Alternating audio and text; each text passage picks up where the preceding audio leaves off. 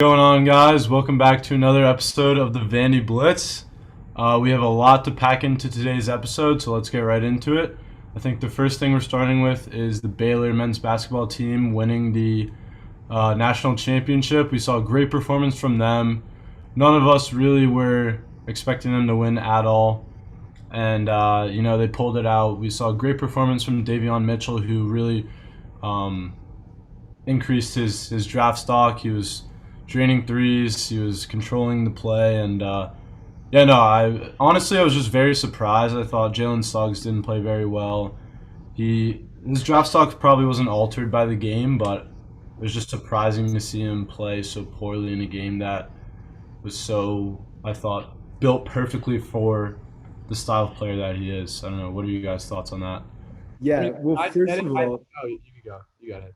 yeah, sorry about that. So we just have to, Theo, you said no one expected that. I do have to point out that 2 out of 5 of us actually had Baylor to win that game. Whacker always seems to be on the right side of these But things. what? Yo, Wacker's so cool. But Wacker wasn't like he was like I think Gonzaga's gonna win, but I'm just gonna play devil's advocate and say Baylor. So he didn't actually think they were gonna win. But no, he should be credited. Here's Okay, the thing. Keep When I going. made my official prediction, I said Baylor. So that's all that matters as far as I'm concerned. I also had them winning my bracket, so whatever. I'm Continue, heated, Jake. bro. I'm heated. I lost mad money. Actually, Guys, let's give a props to Char Bakes, I think is his name. His name's Charlie Baker, coming to Vanderbilt next year. He won the sweatshirt. Very exciting for him. Going to be very comfortable material. But let's go to the game real quick. Let's get Jacob. Jacob, go continue. Sorry. Yeah, let me continue. I mean, I took Baylor. I had a good feeling going into that day. But I mean, you're right, Theo. Like, I was talking about Gonzaga pretty much all year. I really like the team, but just in that game, Baylor looks so, like their intensity level was just like maybe double or 3 times that of Gonzaga. They came ready to fight, and Gonzaga, they kind of looked flat-footed. They were being out-rebounded all game. They just looked a step slower, and I don't think that I think these are two of the most talented teams in college basketball. I think it's like it was so cool to be able to see that game. Baylor wanted it more. That's what it came down to. the Gonzaga did not want it enough, and like as a person that was rooting for them, it was like actually agonizing. But yeah, I mean, listen, I chose Gonzaga. Obviously, like I take another L in these national championships, and it's just really shitty. But moving on, I would definitely say that from now on, whatever I predict, you guys should fade that shit because I'll never get shit right. So I thought Gonzaga was gonna like maybe blow them out offensively and overwhelm with that, and literally the exact opposite happened. And then during the Super Bowl, the exact opposite of what I thought was gonna happen happened also. So like Yourself up though. Like, what have we seen? We've seen like 2 offensive powerhouse teams just get dominated on offense. Defense win championships. I know it's not only that; it's that the depth on just going specifically to the Baylor Gonzaga game, the bench of Baylor, just the whole team wanted it more. It wasn't just like Davion Mitchell wanted it more than Jalen Suggs, or it wasn't like their starters like on Gonzaga like took the night completely off. It's the whole program of Baylor just came out to play. They put on a performance and they convincingly won. However, there's pluses and minuses to that. Obviously, like great for Baylor, great they won their program. I'm a little pissed that that's the resolution of Gonzaga's perfect season. I was hoping for at least a close game, but I was a little disappointed by the resolution.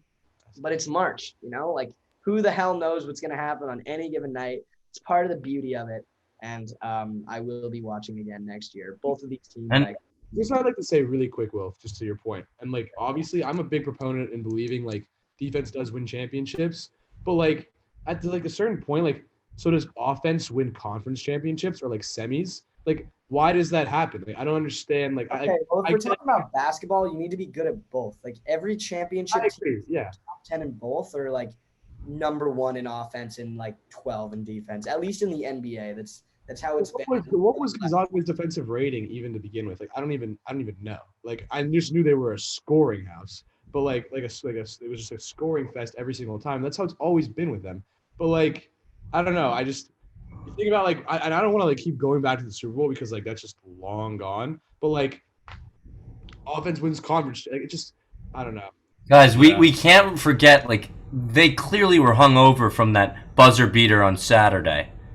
Guys, they came out so lethargic. The game started, what was it, like 12-2? It's like 9 to 1. How much would you The precedent was set immediately. that hangover to their loss, like percentage wise? If you were to 70%. it's like not true at all. No, I disagree. Yeah. Baylor, the way they beat Houston, they were so much more prepared. They didn't. Gonzaga went 110% in that semis game. Stop, Will. Stop. I think so. Right now, you can't say that this is about the hangover. Baylor just played them better. Absolutely, but I think Gonzaga, if they brought the way they played against UCLA, it would have been a much more competitive game. I'm sorry, but if you're stepping on the court to play national championship game and you're not bringing 100% effort, why are you there? Agreed. I'm not And saying that's exactly what Wilp is saying. That all Gonzaga players are brought 100% effort. I just want to challenge Andrew on one point, but I completely forgot what it was in the chaos of all of us yelling. So someone else talk, and I'll try to think about it for a second. I also think what it boils down to at the end of the day was, and you could see this very, very obviously, Baylor just have better athletes. Like at the end of the day, live with the football team. They had better athletes on the team. They were willing to go. Like I saw one play where one of the players ran out of bounds, like almost jumped over the scoring table, grabbed the ball, fucking threw it back into the court, and then after that, in the same play, blocked the Gonzaga player. Like they were putting 150% effort into that game. They were better athletes. They ran them around the court. They were Was it because Gonzaga didn't come to play and they were hungover, which I think is bullshit? That's not what I'm saying. I think Baylor outplayed them. And not just that, but They're also better athletes. They're great people, but they weren't the best basketball players. I love Gonzaga as human beings, but not basketball players. That's not my point. You guys have interrupted me 3 times. This is my point. Let me tell it to you, okay? We had conversations for like the past 2 weeks about Gonzaga's been winning these games so convincingly by leads, blah, blah, blah. Like what happens when they go down? And we saw them in a close game against Houston. They won it out, but when they went down 12-2, they looked crushed. They looked heartbroken. I wouldn't say they came out flat and lethargic. Once they were down by 10 points after 2 minutes into the first period, that's when they started to get lethargic. And I think that theory that we talked about in the past couple episodes actually rang true here. I think we saw a lot of these players only having experienced their highs and, winning and crushing teams and being Jalen Suggs, having this perfect season. And when you get to the biggest stage where there's the most pressure, you go down by 10 really quickly. And then all of a sudden you're this victim. And all of a sudden you're put upon. You're like, and then you play like that for the rest of the game. And I think that's what happened there.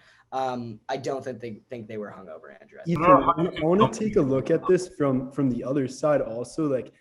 Like I think Gonzaga definitely choked a little bit, but Baylor had one of the most dominant tournament runs that I've seen. They won every game except for the Arkansas one, I want to say, by 10 plus points. They dominated every single game. We talked about a Baylor's perfect season. We talked about a Gonzaga perfect season, them blowing out teams, and then we kind of slept on the team that they were playing against. I was going to say, to add on to the sleeping on aspect, I think odds makers this isn't the gambling show, but odds makers, I think definitely messed up the odds. You look at it, if you were a smart person, you analyze what Baylor did the entire season. Also, Gonzaga obviously was more impressive, not losing a single game. They play in the most pity patty cake conference ever, and Baylor has won every game. They won the semis so convincingly. It's a team that looked really good throughout the entire tournament. I just don't see how you could put them as a plus 180. That's just bettors like those odds. No, they did. Yeah, they definitely did. And I think that was a mistake to think that Gonzaga was so. I mean, obviously you get so hyped and hung. Maybe they were a little hungover or whatever, but I think people's perceptions going into this game, a lot of them were very skewed. Obviously not you guys, Jacob and Wacker, but I think that things played out in a way that made it just a perfect storm for Baylor to just shock everyone with such a crazy dominating win. Yeah. Were you Baylor off the rip? Like you were Baylor full through and through? Who are you talking about? I was asking you if you were like fully Baylor, or were you like hesitant a little bit? I was hesitant at the day of the game. I was all Baylor, but I mean, I've loved Gonzaga all season. I've thought that, like if you asked me preseason, I would have told you Gonzaga, but the day of the game, I felt pretty confidently about Baylor. I said it in the podcast. I mean, whatever that's worth, I'm not gonna to It is gloat too hard. Hey, the podcast is the only record we have. So That word is gold right there. That word is gold. well, having spoken about that, anybody got some last things to say, or do you mind if we quickly pivot over to the NFL, where some other shocking stuff has happened recently? We've got the Sam Darnold trade, Julian Edelman just calling it quits. He's retiring, and we have an all-pro quarterback with some serious allegations against him. All of these topics we're going to address. Which one do you guys want to start with? Yeah, I'll start off. So if I really had to guess, I believe that Edelman is like probably retiring to Tampa. He's gonna just pull a fucking Gronk and just like. Think so? You think? All right, so I think there's above 25% chance that happens. There's a 25% chance that happens. It's definitely not 50-50 because like that's just would be stupid to say. But like, dude, like, come on now. I think he's gonna come back. Maybe not this season, but the next season if he stays in shape. And like we all know how it goes with Brady and him. Okay. Here's the question. Because I think there's a lot of speculation going around right now if he's going to Tampa Bay, if he's not. Like, obviously, as Joe said, hard to nail down the odds. There's a possibility, though. But what I think is even a more compelling question, is this guy a Hall of Famer? What do you think? Okay. Before that, Julian Edelman got released. He was a free agent, and an hour later, It was part of his. The Patriots released a statement saying that was a formalization part of the process. he fails a physical, gets released, and then retires. No, that's not how it happened. They said it was a That's what formality. you think happened, but in reality, the Patriots acknowledged saying what I don't know why they would say the failed physical. That's a little gray area to me, but I believe what actually is that Didn't you do roids in the past? they made kind of an agreement that like he was going to be released and then he'd retire right after. Okay. Well, with that gray area aside, I still think the Hall of Fame question is pertinent because this guy's a 3-time Super Bowl champion, MVP in one of the Super Bowls. He has the second most playoff receiving yards of all time. But, like I could see the argument, like he's not a Hall of Famer. Was he really that difference maker in the regular season? Did he really get his team to win games like that? And like, I personally would say he's a Hall of Famer just because of how he's performed on the big stage.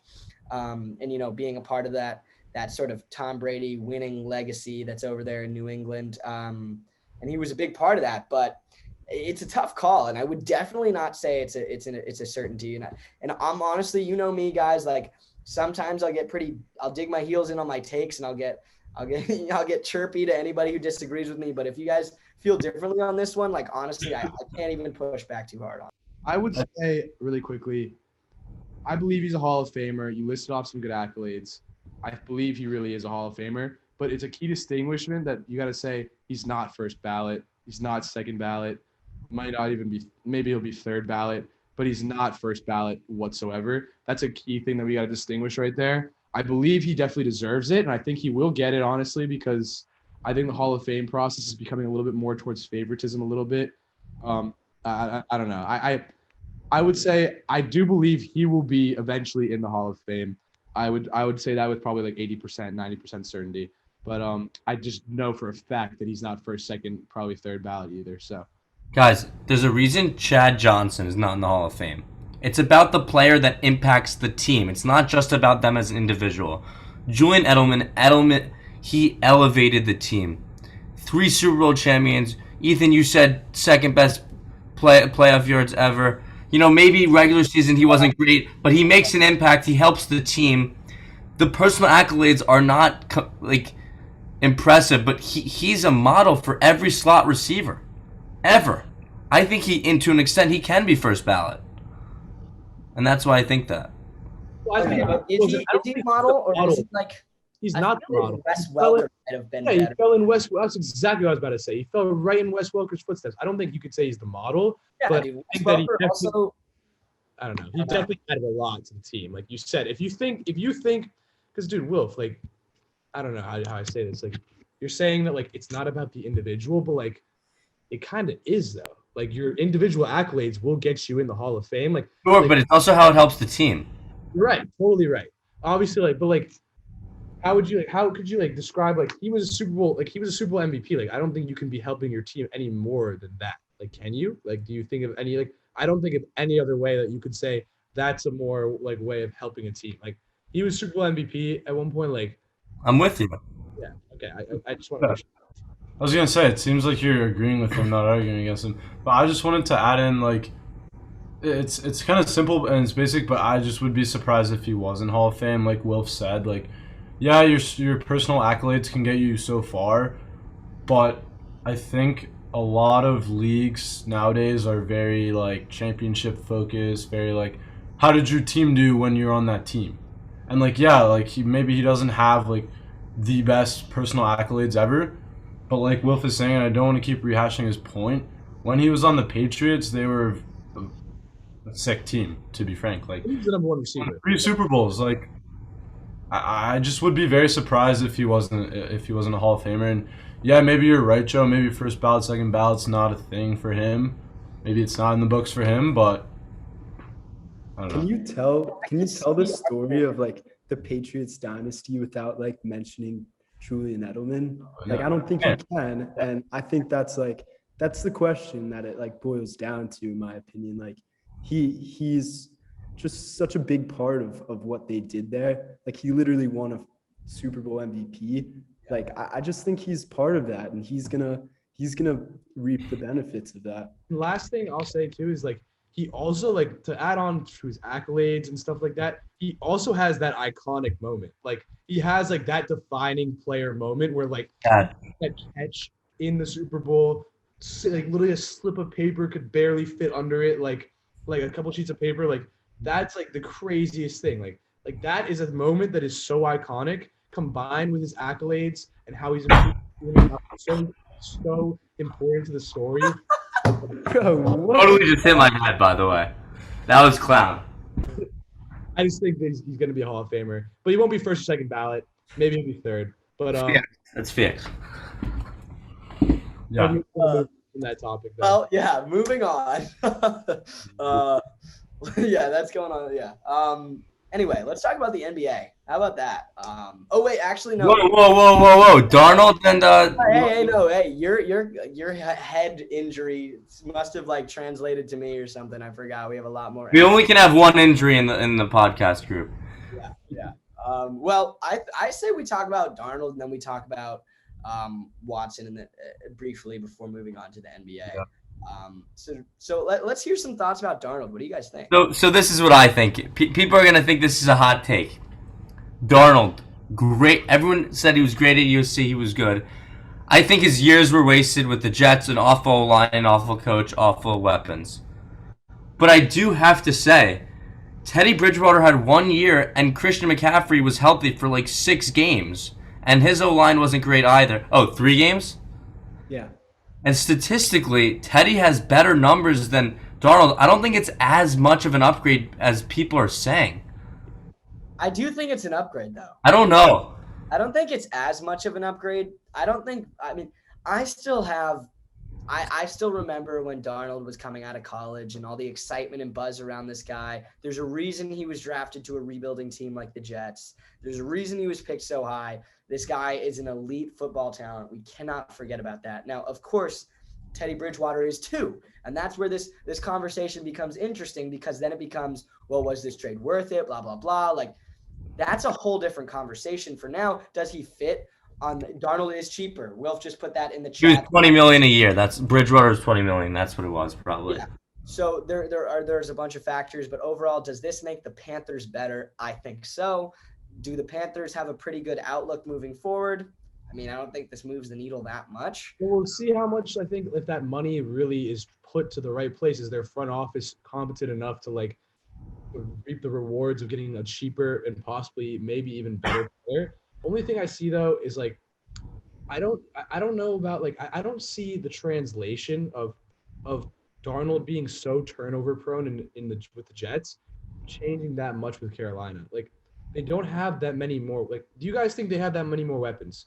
Robbie Anderson or DJ Moore is really He good. had Robbie Anderson. He had Robbie Anderson in New Yeah, York. did Like, have Robbie. it's like, Um, DJ Moore is pretty good. Like Christian McCaffrey. obviously, McCaffrey, guys, I don't think you understand how much of a difference maker McCaffrey is. Like, Oh, out he of the is. backfield, Huge you can literally just bail it to McCaffrey whenever he likes. I think the Panthers line better than the Jets line. I think the coaching staff on the Panthers is more experienced. These guys, they went to the Super Bowl in the last like 6-7 years. Different coaching staff. better. I know it's not Ron, but How much like better I is feel the- like some of his staff is still there. Or no, you don't think so? No, they all left. How much better is the Panthers O line? Like honestly, like does anyone even know? Like I definitely don't. But like, listen, Their defense needs a lot of work. McCaffrey's the big upgrade for sure. Like for Darnold to maybe he can minimize those turnovers by just literally thinking like anytime he's in trouble, dump. Like we Yeah, see that. he does make a lot of turnovers. But he though. does make some mistakes. Like he's shown flashes of brilliance. That's how I would describe him. He's shown only flashes.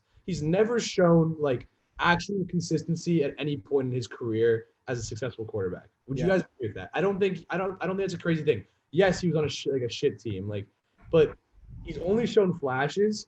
And yes, we can hope for the best, but like, how realistic is it to hope that someone who's so turnover prone and shown only flashes of brilliance can really like turn this team around? I'm not really sure. Yeah, cool. He's got Anderson. He had him before. They had some cool highlights on fucking NFL's Instagram where like they just throw deep balls to each other. Like that's not gonna win you more like that many more games. I'm sorry. And like I don't know. I think McCaffrey is the big X factor there, and like also obviously keeping everyone healthy. But I'd be pretty shocked if he like had a full 180 of a career like right now. I just think looking at it from Darnold's perspective, it's obviously a great move for him in terms of getting out of New York. Like Will said, he definitely had a few years wasted there. But yeah, no, I mean, on the same point as you, Joe, hopefully, I'm just hoping that it works out for him. You know, the Jets are kind of a sad franchise at the moment. Not that the Giants are much better, you know, but New York's definitely not the spot to be for any quarterback, really. So I'd be happy to be on the Giants right now. I'd be a happy Giants fan a little bit after this offseason. You guys got Galladay, Saquon's coming back. Daniel Jones might take another step. Like you guys are not on the same team. I don't know. I'm not convinced about Daniel Jones, but back to Sam Darnold, I'm just happy that he got out of New York and happy that maybe his career will flourish a little bit more now. But like you said, I think it's always a waiting game, and for me, it's always been hard to see a player who's on such a poor team as a good player. It's just always been hard for me to be like, oh, like Sam Darnold is a sick player.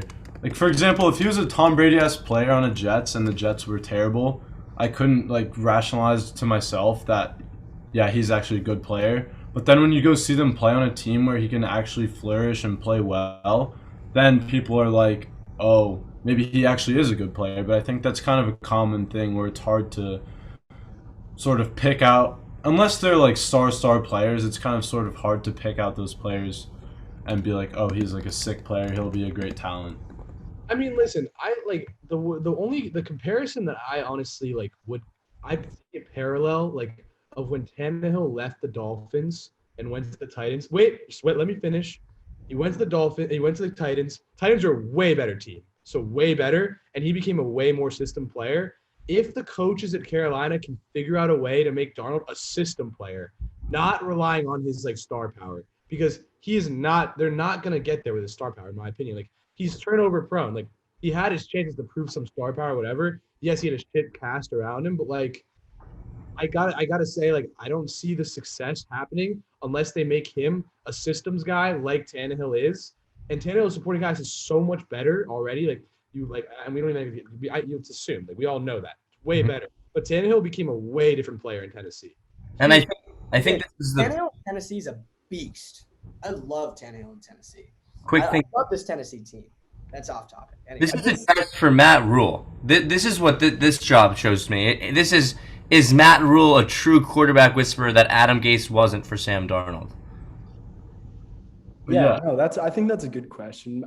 But honestly, like this doesn't look to me like a trade like the Stafford one was, or like the No. even Carson Wentz. Like Sam Darnold isn't going to transform this team. I think that like it's more than likely that the Panthers still take, a first round quarterback in the next year or two. Like I'm not going to be surprised to see them drafting young guys, like trying to actually find their franchise quarterback. I think that, like Darnold, the Jets clearly are looking at the draft at their number 2 pick for Wilson or Fields, whoever. And the Panthers saw an opportunity where they could, give some competition to Bridgewater, or maybe Darnold ends up being good. But, we're still talking about the Panthers and the Jets. Like, this isn't going to move the needle that much, in my opinion. yeah. And yeah, I don't know if anyone else has anything else to add to that, but if no one else does, we have another more serious topic. So it's been in the news recently. Deshaun Watson has been accused of sexual assault by multiple women. It's a really sad case of a great player. Just, I guess, sexually assaulting women. Obviously, we don't know if it's true. We don't know what's going to happen to him in terms of his If you guys legal haven't status. been But aware, he was accused. He has 22 pending lawsuits. Doubtful that all of them will go to trial or reach verdict in their trial. But it's still, that is a large amount of lawsuits, and that would lead one to infer one thing. However, we're gonna shy away from making judgments on the actual, crime, because that's not necessarily our forte. We're not criminologists. We're Not politicians. professionals. We're not trying to make any judgment there, because there's a lot of complications over there. So we're just going to talk about what this means for the Texans. And today, actually, I saw an article. I'm not sure who it was by. It might have been by the New York Post, but the Texans are looking like they're going to start distancing themselves from Watson, was a headline that I saw. And if that's the case, holy shit, what a dumpster fire the last 2 to 3 years have been for this Texans team. Like, I've never seen such a monumental collapse. I was very excited about this team when they played the Bills in the playoffs a couple of years ago, and now there's just no optimism at all anymore. It's actually the soul of this team is gone. So it's actually absurd. Yeah, But- I would say it's probably one of the largest collapses that I've seen in recent memory from sports teams. I don't even know what I could compare it to, especially ending on a note like this, and who knows how much more they even have to go. I mean, it's like the Warriors, if instead of Clay and Steph getting injured last season, they were shipped off for minimal returns. yeah, and it all started with the Lair, and not it wasn't that dumb of a trade in the moment, but I think you look back, the Dolphins, and I know this just because I'm a fan, the Dolphins have turned Laramie Tunsil alone, just him, into so many draft picks, so much debt that the Texans have had to pay off. So not only is their future fucked, but their present has been screwed by not only their stupid decisions in the trade market that we obviously all know about. I don't got to be the one to say that David Johnson for DeAndre and some others was not a very I good. feel the word It's just Bill O'Brien fucked it up. you gotta feel for, and dude, and the thing about Bill O'Brien too was crazy is he made that trade. Largely of it was because of their bad relationship with each other. Bill O'Brien had a poor relationship with DeAndre Hopkins. Had it been another coach that could maintain and salvage a relationship with him, I think things could have ended differently. But they DeAndre Hopkins, I think, was soured enough by the relationship that he had with Bill O'Brien and maybe other members of the staff that he was not about staying there. And you can't function obviously if you're in a culture where one of your star players is beefing with it's different in the NBA versus the NFL. I think completely it's way more detrimental. I think even though it's 5 guys versus 1, we see it all the time where in the NBA, star players can kind of control the narrative, and the coaches I don't think are as important. I don't know if I'm making a hot take here, but I honestly think that. I think that coaching is way more important in football. It's like more of a team like aspect. So for that to happen, like Bill O'Brien definitely made some mistakes. But it's like it'll all work out in the end, but it'll be a long road. I mean, we just It's not got gonna work out for this franchise. Yeah. it'll be years. It'll be like 10 years. And like it's crazy how fast things can change because they really were in it in the playoffs. Like the Bills, like it's crazy. Yeah. I mean, I think you summed it up pretty good. I think your commentary on coaching is especially, pertinent here because I think this is a great time to sort of analyze how coaching differently impacts different sports. Because you're right, Joe. So many players, so much organization, communication, facilitating different, schemes and relationships. Like there's a lot you have to worry about as a football coach. Bill O'Brien botched it. But with that being said, I kind of want to move on to talk. Okay. Yeah, I just feel bad for Tyrod Taylor. I always thought he was a promising player. He's their guy now, and he has no weapons around him. And I just really hope that he can be the best player he can be and see what happens.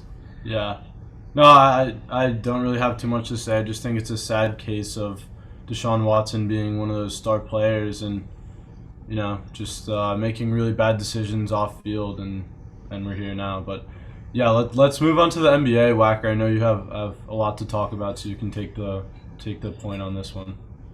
Yeah, I mean, obviously, the NBA is in full gear right now. Really exciting stuff. We're seeing how this season's turning out with the standings. Jazz still at number 1 in the West. First team to 40 wins in the NBA. Pretty exciting stuff. We're seeing really good basketball out of the Suns. That just shows you, how much Chris Paul affects a team. And there's a ton of other teams. I'm going to highlight the Jazz, but I know you guys are all tired of talking about it. So I might actually look for a different team. We're each going to sort of focus in on a team because while watching the NBA, I think that's a really interesting way to do it. Just like a quick note before we move on to actually talking about these teams. If you pick a team to follow and you actually look closely at the players and the coaches, like I think that's often a fun way to do it and look at how they develop throughout the season. But with that being said, what do you guys think of some of these NBA teams? Yeah, I can start off. I don't know if you guys remember this a while back. We were talking about over break. We were talking about kind of like we were choosing a couple of teams that we thought had a lot of promise. I don't know if you guys remember that or not. Whatever. I talked a lot about the Hawks. I remember, and I'll kind of go back to them again. I'm pleasantly surprised with what's been going on recently. I mean, I remember it kind of in the beginning. I remember we talked about in one episode that we were a little disappointed with what they were doing and it wasn't really coming together. But yeah, I mean, you look at the stats, like Trae Young's been balling, Collins, and so is Hunter. Like these guys are all putting up like decent points per game. Like it's pretty impressive. Like you got guys that are like let's see, like 1, 2, 3, 4, 5, 6, 7, 8, 9 guys. I think Hunter is one of the most slept on parts of that team. He's like defensive beast. Like Herder. Got 9 guys averaging double digits in points per game. Trae Young obviously leading that category, and like I just think that I believe they also had a new coaching staff too. I think they revamped that at the beginning of the season. I might be wrong there. But I think that they got a lot of promise and they can make a run, like they will. Like, you look at their their recent games that they've played, like they've been winning a lot of games. Like it's really interesting. Another thing I also just want to get into, and it's kind of off topic, but it has to do with the NBA. I saw this post the other day and it was like a bunch of potential scenarios that like what is the most likely to happen, but they're all kind of hot takes. And one of them that caught my eye was talking about Paul George getting his revenge on Portland. Like in the playoffs, maybe sending them home. I want to know what your guys' thoughts are and what do you think? How would a potential rematch go down with the Thunder and the Trailblazers? What do you think? Or not Thunder, sorry. With Trailblazers, how do you guys think that could maybe go down? Because that was a really interesting. I saw a lot of people kind of were very emotional about it. We know their history. They literally called each other both bums, so they're both pretty heated with each other. So I just kind of wanted to hear like what you guys think. Yeah. Real quickly, can everybody mute while they're not talking? I think there's a little bit of background noise. Yeah, so I'll just go. I picked as we were going through, as Joe was talking about the Hawks, which, good stuff there, Joe. I sort of looked at the Pelicans, and I was thinking this is a really young, exciting team. And I remember we were talking about the NBA like 2 or 3 weeks ago, and we had to make like hot takes. And my hot take was that Zion was going to be an MVP, not an MVP, an MVP in the next 2 years. And you guys all laughed. Well, here's another moment where, obviously he's not winning MVP this year, but he's averaging 27 points per game, 62% shooting, unheard efficiency. If you saw this guy playing point guard the other night, he scored like what? 38, had like 9 boards and 5 assists. Zion is having an absolutely absurd season at 20 years old, something that we haven't seen for a super long time. The Pelicans, however, are not having the same success, which I think is a reason you're not hearing about Zion. I think if they were winning more games, Zion would be, again, the poster boy of the NBA. He's making his impact. He's doing his thing over there. Brandon Ingram is also playing pretty well. However, I'm not sure how much that fit works.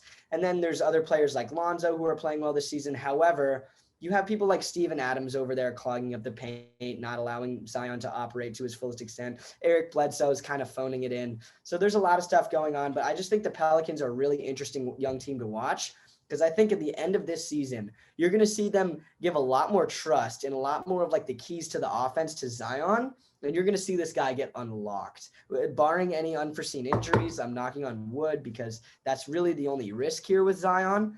If he's not injured, I have absolute confidence this guy's a top 10 player next year, let alone an MVP in the next 2. Like, I can't even tell you how elated I am to see him playing like this.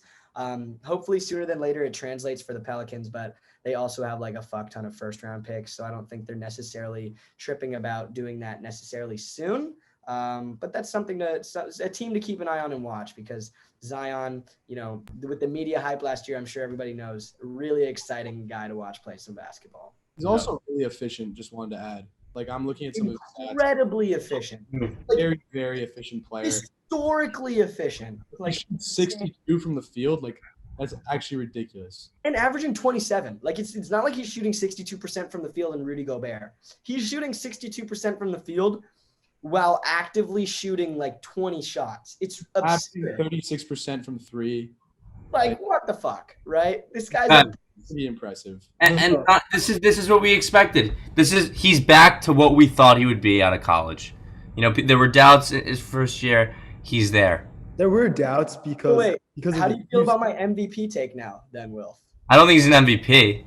No, in the next 2 years. How do you feel about that? I like it. Probably. It's marketable. When we did NBA preseason hot takes, I said on this show that the Pelicans were the 3rd best team in the West. Like, that doesn't look like a good take right now, but in the future, like, just give me a few years, like that's gonna be true. If you guys are cool with it, I want to move on to my team. I got the Nuggets. The Nuggets. So I don't think we talked a lot about at the trade deadline, but the Nuggets, like, I think they won that trade deadline by getting Aaron Gordon. I think they bought out McGee's contract. I just think that they made these really, really good roster moves to just fill out their starting 5, to fill out their bench. I think that if you look at, like all of the starting lineups, I think the Nuggets have maybe the 3rd best starting lineup behind the Lakers and the Nets, and that's it. I think that they're that talented, and we saw it last season in the bubble. It only takes their run last year was just incredible, and I don't think that they will need as much like magic to happen. I don't think they're gonna have to overcome 3-1 leads in back-to-back rounds. I think they can just win these series like quickly, 4 or 5 games. I think we'll see them deep into the playoffs this spring. The Nuggets are my team. I like them over the West is so competitive. Any team can win, but I got the Nuggets. I I really, really like watching the Nuggets play this season, especially because, you know, I'm a biased Jazz fan, whatever. I was shitting on them at the beginning of the season because they started really slow. And then seeing them sort of piece together their roster a little bit, make some adjustments, and Jokic going insane, and then putting Gordon in there to fill that Jeremy Grant-esque role that's kind of left a hole from last year. This is a really great team. It's going to be a really great postseason in the West. It's going to be a really great series where the Jazz beat them in 7. It's going to be great. It's going to be incredible. Yeah, and to respectfully disagree with you, Jacob, I think a starting lineup that's more well-balanced and more powerful right now is a team that I think is the hottest team in the NBA, and that's the Phoenix Suns. And we can't – and you know they were undefeated last week. No, I'm not saying that they're not the hottest team in the NBA, but to say that starting lineup is more balanced. Very balanced. It has a great balance of young stars, but also people that have been there, like a Chris Paul. Well, It's the same team as, like, not the same team, God. Crowder and others, but this The is number 2 team in the West. Okay, let me just tell you why the Suns are there. The way they beat the Jazz last Wednesday in overtime was very promising in the sense that I never thought the Suns were playoff ready, and now I do. And also, you know, they're continuing off of their bubble success with Booker playing really well and Bridges, but the most important addition is Chris Paul being there to galvanize the locker room and really understand what good team basketball is. And that's why I think the Suns are a force to be reckoned with and still being slept with. They're low-key like the best team in the NBA right now, and it's still underrated. Yeah. No, I definitely agree. I mean, I think the Suns. I watched the Suns game the other day. Who are they playing? I want to see the Nets, maybe. I don't know. Whoever they played, they ended up losing, but they played really well. It was a close game the whole time, and they looked like a really bright team and a team that maybe not this year do too much in the playoffs, but I think if they stay together as a team, they can definitely do some damage in upcoming years. But the team that I was going to talk about was the New York Knicks. They're my favorite team. I like talking about my favorite team, as does Wacker, as we know. But they have just been a team that you almost enjoy watching a lot more this year. They're currently 28-27. They just beat the LeBron-less, AD-less Lakers. Still a win in my books, but no, it's just awesome to see that they're playing so well. You have Julius Randle stepping up, playing big minutes, scoring a lot. Some people were calling for him to be an MVP. I don't know about all that. That might be a stretch, but he's been playing really well. Also, RJ Barrett has been playing decently well. RJ Barrett's cool. And the rookie they picked, Emmanuel Quickly, has also been putting in some good minutes for them. So they have some good young talent on the team. I'm really excited to see where this team goes. I don't think they're currently 8th in the East. I don't think they're going to challenge for anything really in the next few years, but hopefully their front office has always kind of been shaky in my eyes, but Let's go Knicks. Knicks are like what? Behind the 4 seed, they're 2 games behind the 4 seed. Yeah, they're 9.5 games away behind it. Very possibly do something. The East is tight. The East is very tight. Like, not something that would be that I'd be like, oh wow, maybe like a surprise first round win, but I'm more looking to the future. Honestly, that was my point of bringing it up. Like, come on, you got it. It's the fucking Knicks. If they get to the second round of the playoffs, are you kidding me? That's huge. Yeah, I would be. I'm not. Who's in New York ever? So you can't. Yeah. What is your? No, I'm not trying to downplay it. I'm just saying I'm more looking to the. Yeah, that would be awesome. I agree with you. That'd be sick. I'd be so happy. But I'm more looking forward to the future is what I'm trying to say. I think they have a pretty bright future on their hands. I'm not trying to annoy you, but I'm more trying to say this Knicks team, I think that they have something to build on, especially with Barrett and Quickly and Randall is coming into his own. He's a little bit more of a veteran in the league, but the one thing that I am a little tentative about is Tibbs playing Randall and Barrett like 40 minutes a night, every single night. Like, Yeah. I don't know. Theo, I gotta ask you this. I gotta ask you this, Theo. So I don't know if you saw all the stuff about like in the game they played against the Timberwolves on the last shot. You know what I'm talking about at all? Basically, Anthony Edwards did a little post like post game interview after, and he was like, "Yeah, like we were gonna guard Julius, but if RJ got it and made the shot, like we'd live with it. Like we didn't think he'd make it. So like, what are your thoughts on him like shit talking your boy?" Obviously, I think he's out of his mind. Like RJ Barrett is a clutch player. We all know that. But it's shit happens. If I ever saw Anthony He Edwards, did miss though. He did miss the shot. if I ever see Anthony Edwards in the street, it's on site. So. He's on the worst team in the NBA right now. He can't talk.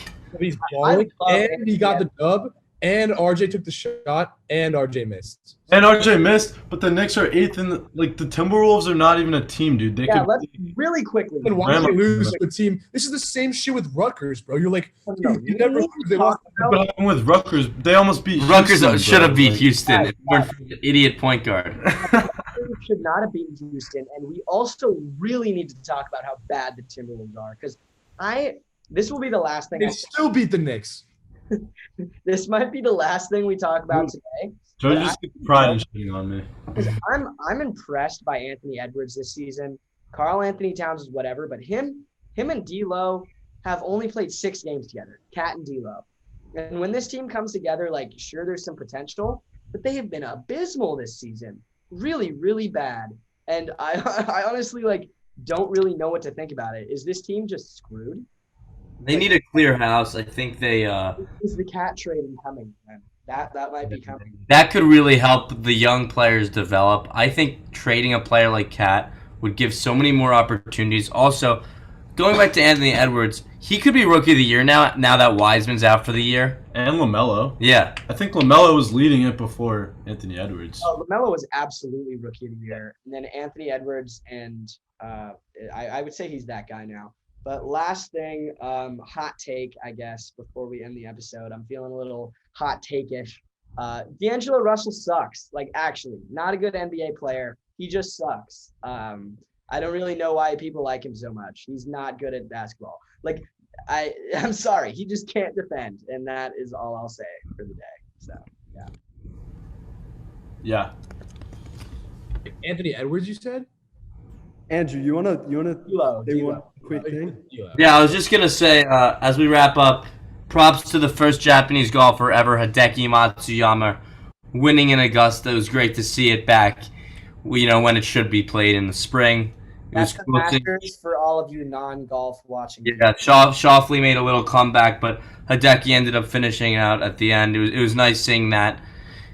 A great tradition, great hearing Jim Nance, and if I'm not mistaken, Wilf, and you can correct me here, on the last 4 holes, he bogeyed 3 of them, correct? yes, he bogeyed three of them, but one guy made it. Shoffley made a triple bogey because he went in the water. So it was a little bit of a bad ending to a good tournament. But True, yeah.